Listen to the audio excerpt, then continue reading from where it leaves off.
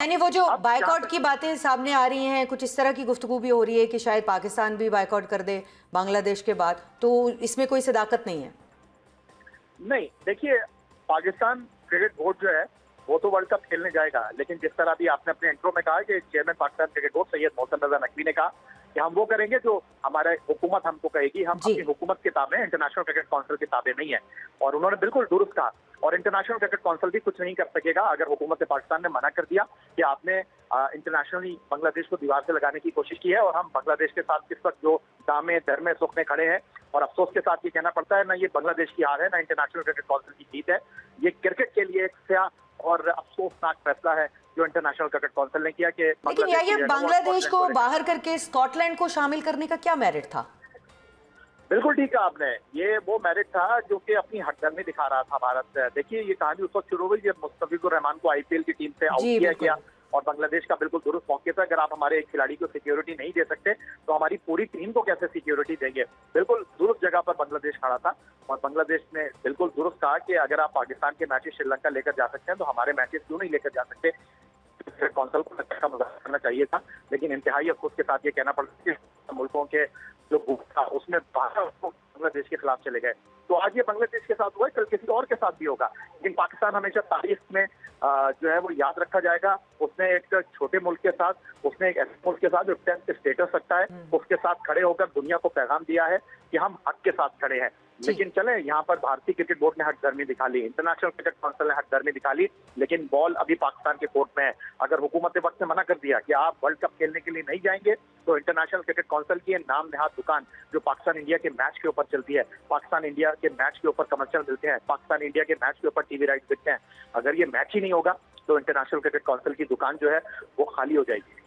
ठीक है, लेकिन ये कोई पहली दफ़ा नहीं हुआ है। भारत इस तरह की हठधर्मी जिसका आप भी जिक्र कर रहे हैं वो पहले भी करता रहा है। लेकिन ये कहिएगा कि अगर मोहसिन नकवी साहब की तरफ से एक बयान आया है, इंतहाई अहम बयान है, लेकिन आईसीसी अपने लाडले बच्चे के मुकाबले में इस बयान को क्या अहमियत देगा? लाडला बच्चा उनका जो है वो आप देखें कि जो भारत है वो है, तो भारत का उसके ऊपर असर रसूख इतना है कि वो पाकिस्तान के बयानात को कितनी अहमियत देगा? लाडले बच्चे को तो प्यार कर रहा है इंटरनेशनल क्रिकेट काउंसिल, लेकिन जो पाकिस्तान ने आंखें दिखाई हैं, जो पाकिस्तान ने उसूली मौक़िफ़ का मुज़ाहरा किया है, उस पे उनके दांतों के नीचे से पसीना आ गया है। इस वक्त उनकी हवाइयां उड़ी हुई हैं कि पाकिस्तान क्या फैसला करता है। अगर पाकिस्तान ने इनकार कर दिया, पाकिस्तान ने मना कर दिया, बांग्लादेश के न आने से इंटरनेशनल क्रिकेट काउंसिल को कोई नुकसान नहीं होगा, बांग्लादेश के न आने से टीवी राइट्स का कोई नुकसान नहीं होगा। लेकिन अगर पाकिस्तान ने मना कर दिया तो पाकिस्तान की जगह वो युगांडा को खिलाकर वो नताइज हासिल नहीं कर सकते। ये वर्ल्ड कप खत्म हो जाएगा, इंटरनेशनल क्रिकेट काउंसिल की दुकान बंद हो जाएगी, एक ऐसी दुकान जिसके शटर नीचे डालने के बाद आपको ताला लगाने की भी जरूरत नहीं होगी, क्योंकि इंटरनेशनल क्रिकेट काउंसिल सिर्फ चलती ही पाकिस्तान इंडिया के मैच के ऊपर है। और इंटरनेशनल क्रिकेट काउंसिल को बेहतर अंदाज में इस बात का अंदाजा है, इस बात का इदराक है। बिल्कुल सही कह रहे हैं आप कि इस वक्त जो है वो पाकिस्तान की जानिब से बांग्लादेश के लिए आवाज़ उठाना इसलिए भी ज़रूरत है कि कल किसी भी टीम के साथ, आज बांग्लादेश के साथ हुआ है, कल किसी भी टीम के साथ जो है वो इस तरह का सलूक जो है वो आईसीसी की जानिब से हो सकता है। लेकिन दूसरी तरफ यही हम जिक्र कर रहे थे कि आज पाकिस्तान ने वर्ल्ड कप के लिए अपने स्क्वाड का ऐलान भी कर दिया है, तो इस सारे मामले को आप कैसे देखते हैं? कप्तान जो है वो सलमान अली आगा हैं। बहुत ही बैलेंस टीम है, और अगर आपका ये सवाल है कि एक तरफ हम कह रहे हैं कि हम वर्ल्ड कप खेलने नहीं जाएंगे, हम वजीर आजम से पूछेंगे, दूसरी तरफ आपने स्क्वाड का ऐलान कर दिया है, तो देखिए जो टीम है वो तो अपनी तैयारी पूरी रखेगी। क्रिकेट बोर्ड जो है अगर उसको हुकूमत ने मना कर दिया तो वो नहीं जाएंगे, लेकिन आपने एसओपीज को पूरे करने हैं ना। हमने उन खिलाड़ियों के नामों का ऐलान कर दिया है जो कि वर्ल्ड कप में पार्टिसिपेट करेंगे। अब आगे हुकूमत क्या फैसला करती है वो एक अलग बात है। सवाल आपका पाकिस्तान टीम को लेकर है, under the captaincy Salman Ali Agha. I think ये बहुत ही बैलेंस टीम है। आप कह रहे हैं कि बैलेंस है, तो ख्वाजा नाफे जो हैं वो उन्होंने तो सिर्फ एक T20 मैच खेला है, उनको वर्ल्ड कप खिला रहे हैं, तो वो बैलेंस कर पाएंगे इसको? देखिए, आप 11 खिलाड़ियों के साथ खेलेंगे, 15 रुकनी स्क्वाड होता है। आपकी फर्स्ट चॉइस जो है वो विकेट कीपर मोहम्मद उस्मान खान है। आपने वर्ल्ड कप से पहले काफी विकेट कीपर को ट्राई किया, हसीबुल्ला को ट्राई किया, आपने मौका दिया हारिस को, उसके बाद अब आप उस्मान की तरफ गए हैं। उनके बैकअप के तौर पर आपने ख्वाजा नाफे को रखा है, वो इतने बुरे नहीं है। और T20 क्रिकेट में ऑलराउंडर्स के ऊपर आपकी जो हेड कोच है माइकेसन वो बहुत ज्यादा डिपेंड करते हैं। आपको याद होगा जब लास्ट ईयर चैंपियंस ट्रॉफी हो रही थी पाकिस्तान और यूएई में, तो हम बात कर रहे थे कि स्पिनर्स का बड़ा रोल होगा, लेकिन हमारी सिलेक्शन कमेटी जो थी वो इस बात पर डटी हुई थी कि नहीं जी, खुशदिल शाह हैं इस टीम के अंदर, अबरार हैं, काफी हैं, बाकी स्पिनर्स की जरूरत नहीं है।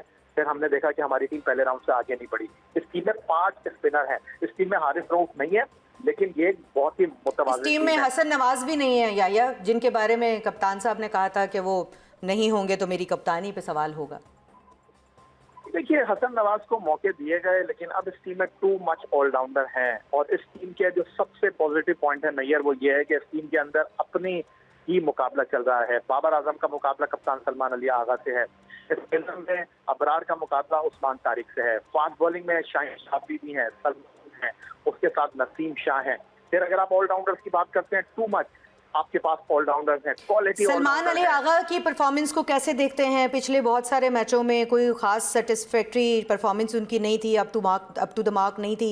ये तमाम तज्जियाकार जो है वो उनके हवाले से कह रहे थे। और अब उनकी कप्तानी में आप समझ रहे हैं कि वो इतने फिट हैं कि वो जो है वो वर्ल्ड कप के लिए बेहतर परफॉर्म कर पाएंगे। साल 2025 में हमने 34 T20 मैच खेले और उसमें सबसे ज्यादा 700 प्लस रन साहबजादा फरहान ने बनाए। और दूसरे कामयाब बैट्समैन जो थे वो सलमान अली आगा थे, जिन्होंने 600 प्लस रन बनाए। तो फिर कैसे आप कह सकते हैं कि उनकी इस टीम में जगह नहीं बनती? लास्ट T20 मैच में श्रीलंका में उन्होंने 12 गेंदों पर 45 रन की इनिंग खेली है और अपने क्रिटिक्स को जवाब दिया है। वो इस टीम का सिर्फ कप्तान नहीं है, वो इस टीम का इंतहाई अहम खिलाड़ी है, इस टीम का इंतहाई अहम बैट्समैन है। और सबसे बड़ी बात कि ये परफॉर्मेंस सलमान अली आगा ने 34 मैचों में 600 प्लस की ऐसे मौके पर दी है जब उनका कोई नंबर ही सेट नहीं है। कभी वो 3 पर खेल रहे हैं, कभी वो 4 पर खेल रहे हैं, कभी वो 5 पर खेल रहे हैं। इतनी अनसर्टेनिटी के बावजूद एक परफॉर्मर अगर 600 प्लस साल में रन करके सेकंड टॉप स्कोरर बनता है तो उस पर सवाल उठाना बिल्कुल ही हिमाकत वाली। ये बताइएगा कि ये जो आईसीसी है वो अब इंटरनेशनल क्रिकेट काउंसिल से जो है वो इंडियन क्रिकेट काउंसिल बन गया है, क्योंकि सूरत हाल तो यही दिखाई दे रही है कि वहाँ पर मामला जो है वो बांग्लादेश का था और उस बांग्लादेश के मामले को हटा के श्रीलंका को बीच में डाल दिया गया। तो ये सारा मुद्दा क्या है?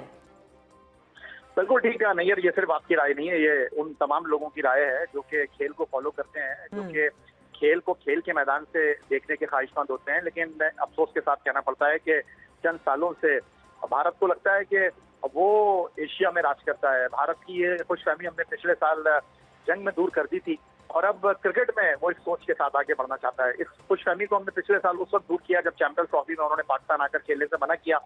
तो हमने फिर उनसे ये कहा कि जो तुम करोगे वो हम करेंगे, जो तुम करोगे वो हम करेंगे, हम आदमी हैं तुम्हारे जैसे।